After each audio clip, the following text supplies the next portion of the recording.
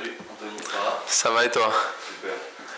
Voilà, est-ce que vous avez digéré ce match nul frustrant à la fin du match? Digérer il faut de toute façon parce qu'on a un match rapidement à Lens, donc voilà. Après c'est sûr que qu'on a toujours, enfin que j'ai toujours le même avis sur le match, que c'est frustrant parce que je pense qu'on pouvait prendre les 3 points. Maintenant bah, c'est comme ça et à nous d'aller prendre des points ailleurs maintenant.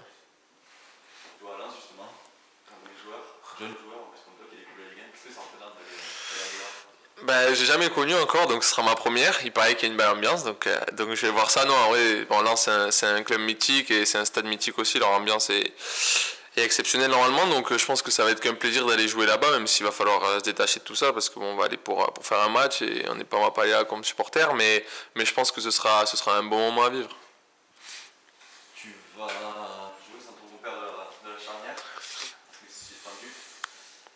Comment ça se passe avec potentiellement Moussa, parce que c'est lui qui est rentré? Il y a des automatismes, est-ce que vous avez joué ensemble déjà en réserve?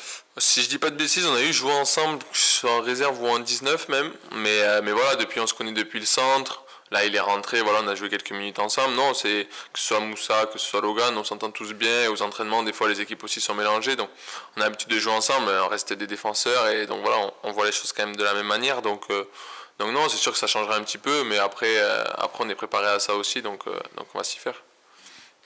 Rasmus, tu l'as vu cette semaine, est-ce que lui il avait digéré comment il était là? Ça en voulait encore un peu ou... Bah, après, moi je préfère pas trop en parler justement et j'aime pas trop remuer le couteau dans la plaie parce que je pense qu'on sait tous, voilà, il y a une erreur et je pense que lui-même s'en veut donc je pense que voilà, il a montré qu'on était là pour lui et puis maintenant il faut passer à autre chose, voilà, c'est fait, maintenant je sais pas si sa suspension a été, je sais pas s'il a un match ou plusieurs, mais voilà, s'il a qu'un match, ben voilà, dès vendredi ce sera passé et voilà, on va passer à autre chose donc c'est sûr que c'est embêtant, mais voilà, c'est des choses qui peuvent arriver et je pense que maintenant voilà, il faut se remettre au travail et puis passer à autre chose. Bonjour Anthony, sur le plan offensif, tu as vu buteur ce week-end pour la première fois. L'année dernière, ça a été aussi souvent le cas. Est-ce que tu trouves que les marquages sont plus rugueux, que les défenses sont plus agressives cette année? Ouais, bien sûr, bah, les défenseurs sont plus grands, plus athlétiques, donc c'est que c'est plus compliqué des fois de prendre le dessus. Les marquages aussi, des fois, sont peut-être un peu mieux faits, les vidéos peut-être un peu mieux analysées aussi.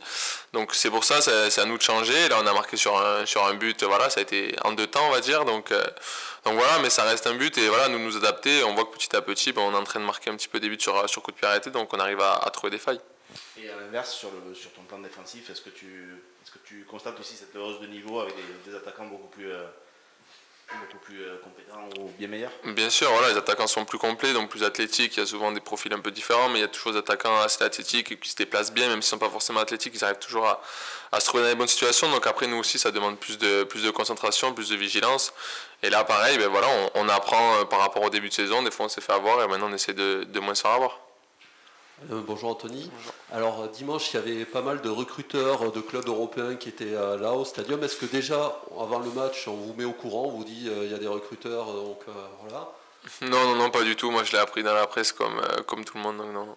Et du coup, posteriori, quand tu apprends ça et que tu fais un très bon match comme tu as fait dimanche, que tu marques un but, voilà, que tu es désigné meilleur joueur par les supporters, est-ce que ça te dit ben, finalement je peux intéresser aussi d'autres clubs plutôt que prévu? Non, pas du tout. Après, je pense que de toute façon, qu'il y ait des recruteurs dans le stade ou pas, les matchs maintenant ils sont retransmis de partout. Donc, bon, les clubs ils savent si tu as fait un bon match ou si tu n'as pas fait un bon match. Donc, après, non, non, c'est pas quelque chose qui a été important. Donc non, après, tant mieux si j'ai fait un bon match, mais c'est aussi bien aussi pour mon club. Donc, voilà. Pour revenir au match contre Lens, ils sont actuellement second du championnat. À quel type de match tu t'attends toi en tant que défenseur? Un match compliqué parce que là c'est une équipe qui court beaucoup, qui fait beaucoup d'efforts. Ils n'ont pas forcément justement de stars ou de joueurs vraiment qui prend beaucoup de place, mais ils ont justement un gros collectif et ils font beaucoup d'efforts tous ensemble. Donc ça va être un match compliqué, on risque de beaucoup courir, de subir aussi, mais ça va être intéressant aussi nous défenseurs parce que je pense qu'on va avoir pas mal de travail. Donc on va voir un petit peu, on va pouvoir encore plus se juger et progresser, d'apprendre aussi de ces équipes. Un éventuel retour d'une défense à 3, est-ce que ça pourrait être quelque chose pour contrecarrer les plans lensois? Je sais pas, après on verra, ça c'est le coach qui va décider, mais quand on joue à 4, à 3, on a l'habitude, durant le début de la saison, là, on a fait plusieurs fois aussi à 3, donc on est prêt à tout, on verra ce que le coach décide, mais quoi qu'il arrive, quand on joue à 3 ou à 4, le but ce sera de contrecarrer leur plan. Est-ce qu'il y a un objectif de points d'ici la trêve internationale?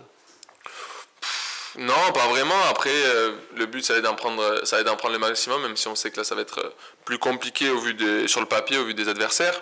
Après, rien n'est impossible. À Lens, ils sont sur une belle série, mais les séries sont faites pour s'arrêter, donc pourquoi pas. Après, on prend Monaco à la maison. À la maison, tout peut se passer aussi. Donc, il n'y a pas réellement d'objectif, mais nous, le but, c'est d'en prendre le plus possible, c'est sûr. Oui, le coach juste avant disait qu'il était surpris de ta progression pour le moment où il est arrivé, où tu n'étais pas forcément un titulaire, et aujourd'hui où tu es indéboulonnable en Ligue 1. Qu'est-ce que ça fait d'entendre ça? Ça fait plaisir. Ça fait plaisir. Ça montre que le travail que j'ai fait, tout ce que j'ai mis en place, ça paye.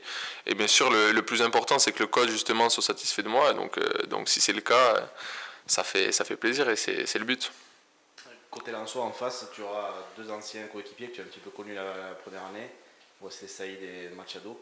Qu'est-ce que tu retiens de leur passage et de ta collaboration avec eux? Bah ouais, c'est après quand j'étais là, il était blessé, il avait les croisés, donc c'était pas énormément, on va dire, entraîné ensemble.